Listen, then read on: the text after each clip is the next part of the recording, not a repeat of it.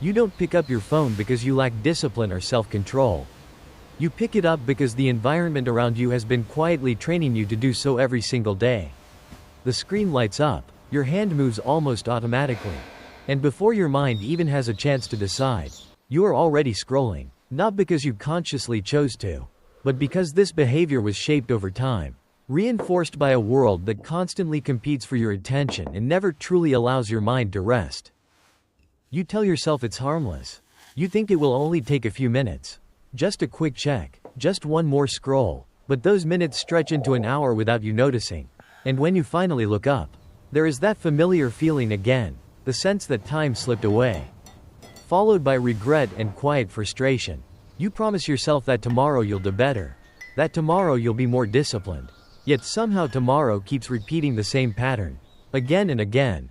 So you try to fix it the way everyone tells you to. You delete apps, set screen limits, and rely on willpower and motivation to fight the urge. For a short time, it feels like progress, but eventually the effort becomes exhausting. Because fighting your phone starts to feel exactly like fighting yourself. And what if that was never the right battle to fight in the first place? In Japan, people don't treat their phones as enemies. They don't try to erase technology from their lives. And they don't depend on constant self-control to stay focused. Instead, they follow a quiet system, a way of arranging their environment so that the phone remains a useful tool. Present when needed, but never powerful enough to take over their attention or their time. Once you understand this way of thinking, one uncomfortable yet freeing truth becomes clear. You were never addicted. You were simply living in an environment that made mindless use effortless. If you're tired of blaming yourself and feeling guilty for habits you can't seem to break, and if you're looking for a calmer, smarter way to live with your phone without deleting your apps or forcing yourself to change overnight, this video was made for you. Subscribe to the channel, not for motivation or discipline, but for understanding, because once you understand the system, the struggle quietly fades. If you look closely, phone addiction isn't a personal failure. It's a global condition. Everywhere you go, people are doing the same thing, checking their phones while walking, eating, waiting, resting, even when they don't actually want to. The device fills every empty moment, not because those moments are meaningless, but because we were never taught how to sit with them. Silence feels uncomfortable now. Boredom feels dangerous, and the phone quietly steps in as the easiest escape.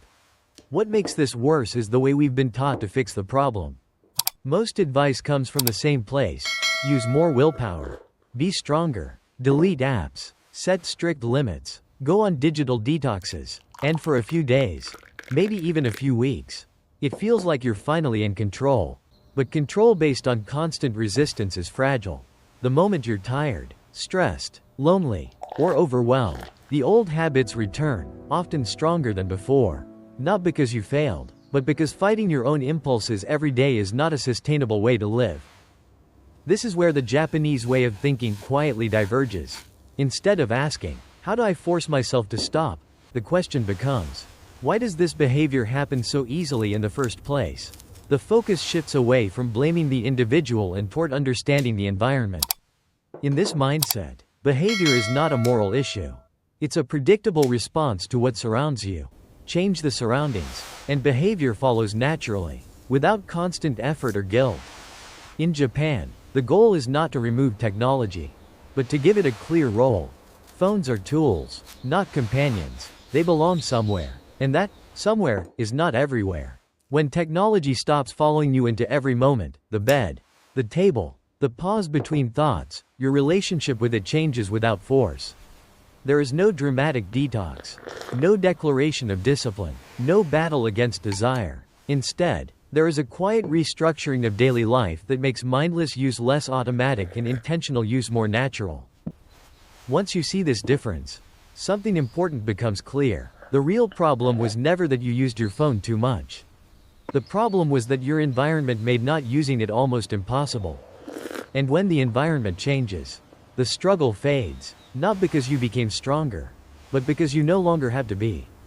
Once you understand this shift in thinking, the first Japanese principle begins to make sense. Behavior is not a personal trait. It is a response to the environment. We like to believe that our actions come from conscious choice. But most of what we do each day happens automatically. When your phone is always within reach, on the desk, in your pocket, beside your bed, your brain doesn't need a reason to pick it up. Visibility becomes permission. Proximity becomes impulse. The device doesn't have to be interesting, it only has to be present. Over time, the act of checking your phone stops being a decision and turns into a reflex. Triggered not by need, but by sight alone. In Japan, this reflex is quietly disrupted by something simple: placement. Phones are given a home. They are not carried through every moment of the day as extensions of the body. When people sit down to eat, to rest, to focus, the phone is often placed away. Sometimes in another room, sometimes in a bag, sometimes simply out of sight. Nothing dramatic happens, no rule is announced, but the absence of constant visual cues changes everything. When the phone is no longer seen, the urge to use it weakens on its own, not because of discipline, but because the trigger has disappeared. This leads to the second principle, one that Japanese culture applies to many areas of life: reduce friction for the right behavior, and increase friction for the wrong one.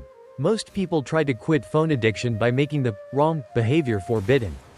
The Japanese approach is subtler. Instead of banning distraction, they make it slightly inconvenient. Notifications are limited. The home screen is clean.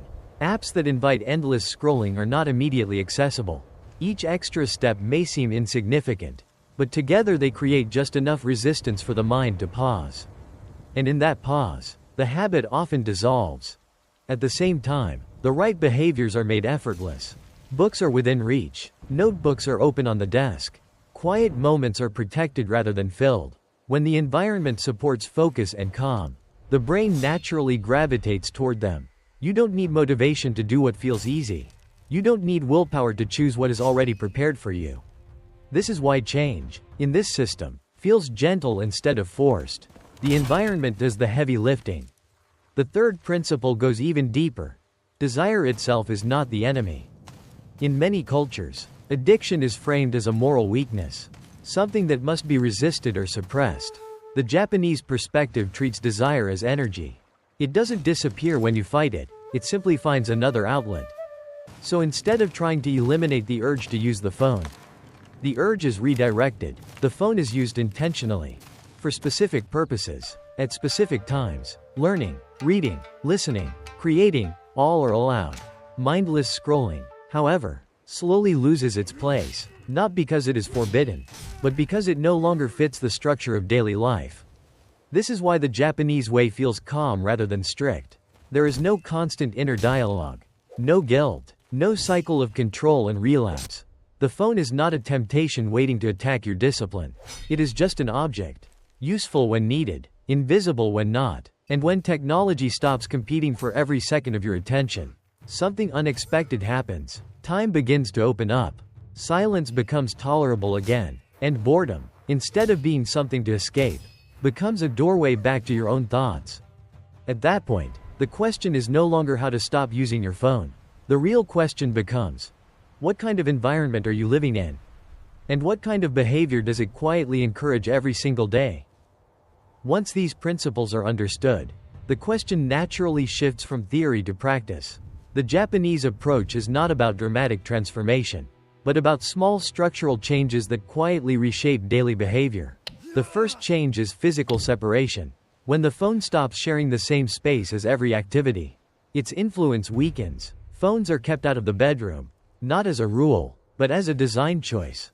Sleep becomes deeper, mornings become slower, and the day no longer begins with borrowed attention from a screen. The second change is the protection of specific moments. Meals are treated as complete experiences, not something to be consumed alongside notifications. Waiting is allowed to remain waiting. Silence is not immediately filled. By removing the phone from these moments, the mind relearns how to stay present without effort. Nothing is forced. There is simply less interference. Over time, these moments expand, and the need to constantly check the screen begins to fade without conscious resistance. Another subtle shift is intentional timing. Instead of responding to impulses throughout the day, phone use is grouped into deliberate windows. Messages are answered together. Content is consumed with purpose rather than reflex. This creates a clear boundary between use and non-use. which removes the constant background tension of distraction. When the brain knows there will be time for the phone later, it stops demanding it now. Perhaps the most important change is psychological.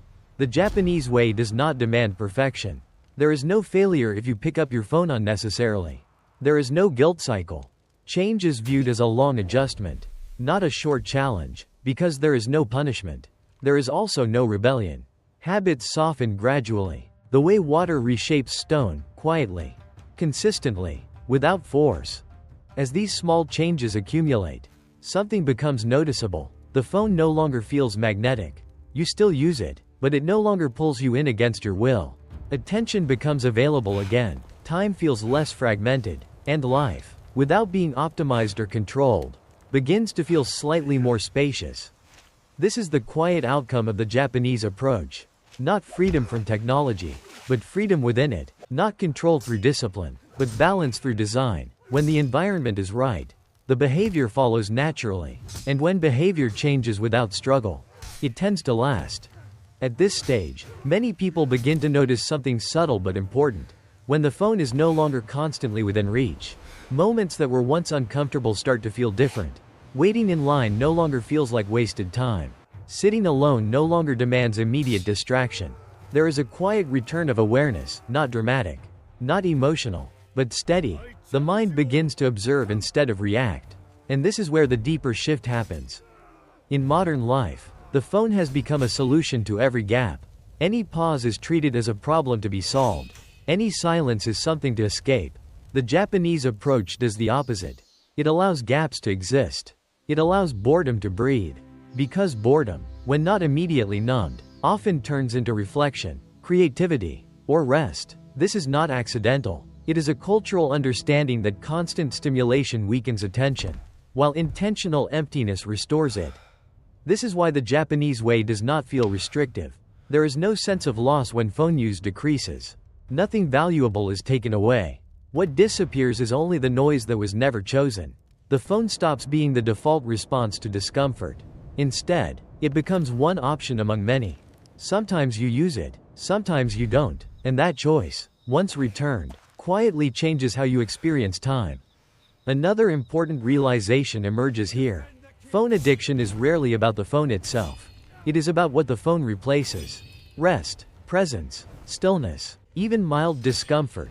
These experiences slowly disappear when every moment is filled. The Japanese system does not try to suppress the desire to escape.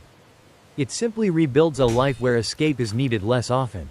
When daily life feels balanced, the urge to constantly leave it fades. Over time, this creates a different relationship with technology. You no longer measure success by how little you use your phone, but by how intentional your use becomes. The phone serves your needs instead of shaping them. Attention becomes something you direct, not something that is constantly taken. And this shift does not require strength. It requires alignment between your environment, your habits, and the kind of life you want to live. At this point, the question changes once again. It is no longer, how do I stop using my phone so much? But, what kind of life makes excessive phone use unnecessary? And that question, once asked honestly, begins to answer itself. In the end, the Japanese way is not about escaping technology. It is about escaping the unconscious relationship we have built with it. Your phone was never the enemy. It never forced itself into your life. It simply filled the empty spaces you stopped protecting. When those spaces return, the phone naturally steps back, without conflict, without resistance. This is why deleting apps rarely works. It treats technology as the problem, when the real issue is how easily our attention is surrendered. The Japanese approach understands that attention is shaped by design. When your environment is loud, your mind becomes restless. When your environment is calm, your mind follows. No lecture, no motivation, no discipline can replace that alignment. Once you redesign your surroundings, something unexpected happens. You don't feel deprived. You don't feel controlled. You feel relieved. Time slows down slightly. Thoughts become clearer. Moments regain their weight. And without making any dramatic promises, you realize that you are present again, not all the time. Not perfectly, but enough to feel the difference. This is the quiet power of the Japanese system. It doesn't ask you to become someone stronger. It doesn't demand that you fight your instincts. It simply removes the constant pressure that was exhausting you in the first place. When the pressure is gone, behavior changes on its own. And when change feels natural, it lasts. So perhaps the real question was never about phone addiction at all. Perhaps it was always about the kind of life you were designing around yourself.